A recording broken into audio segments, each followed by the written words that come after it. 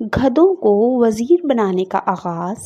ایک بادشاہ نے اپنے بہنوئی کی سفارش پر ایک شخص کو موسمیات کا وزیر لگا دیا۔ قصہ کچھ یوں ہے: ایک روز بادشاہ شکار پر جانے لگا تو روانگی سے قبل اپنے وزیر موسمیات سے موسم کا حال پوچھا۔ وزیر نے کہا، موسم بہت اچھا ہے اور اگلے کئی روز تک اسی طرح رہے گا، بارش وغیرہ کا قطعاً کوئی امکان نہیں۔ بادشاہ اپنے لاؤ لشکر کے ساتھ شکار پر روانہ ہو گیا۔ راستے میں بادشاہ کو ایک کمہار ملا۔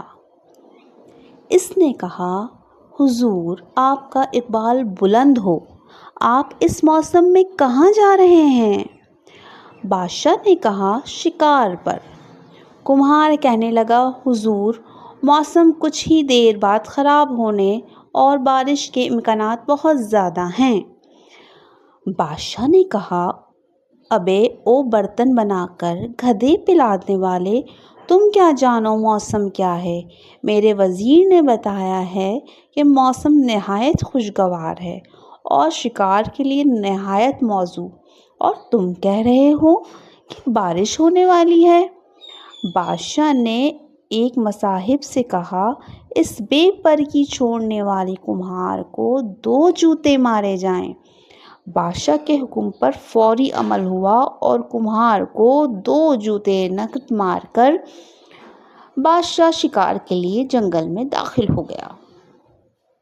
ابھی تھوڑی ہی دیر گزری تھی کہ گھٹا ٹوپ بادل چھا گئے۔ ایک آدھ گھنٹے بعد گرج چمک شروع ہوئی اور پھر بارش بھی ایسی کہ خدا کی پناہ، ہر طرف کیچڑ اور دلدل بن گئی۔ بادشاہ و مصاحب کو سارا شکار بھول گیا، جنگل پانی سے جل تھل ہو گیا۔ ایسے میں خاک شکار ہوتا۔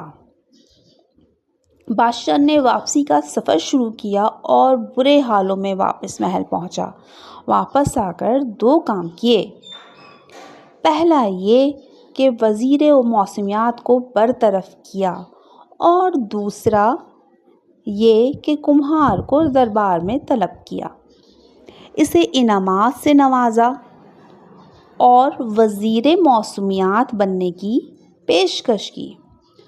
کمہار ہاتھ جوڑ کر کہنے لگا، حضور، کہاں میں جاہل اور ان پڑھ شخص اور کہاں سلطنت کی وزارت، مجھے تو صرف برتن بنا کر بھٹی میں پکانے اور گدھے پر لاد کر بازار میں فروخت کرنے کے علاوہ کوئی کام نہیں آتا۔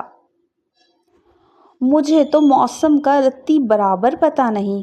ہاں، البتہ یہ ہے کہ جب میرا گدھا اپنے کان ڈھیلے کر کر نیچے لٹکائے تو اس کا مطلب ہے کہ بارش ضرور ہوگی۔ یہ میرا تجربہ ہے اور کبھی بھی میرے گدھے کی یہ پیشن گوئی غلط ثابت نہیں ہوئی۔ بادشاہ نے کمہار کے گدھے کو اپنا وزیر موسمیات مقرر کر دیا۔ سنا ہے کہ گدھوں کو وزیر بنانے کی ابتدا تب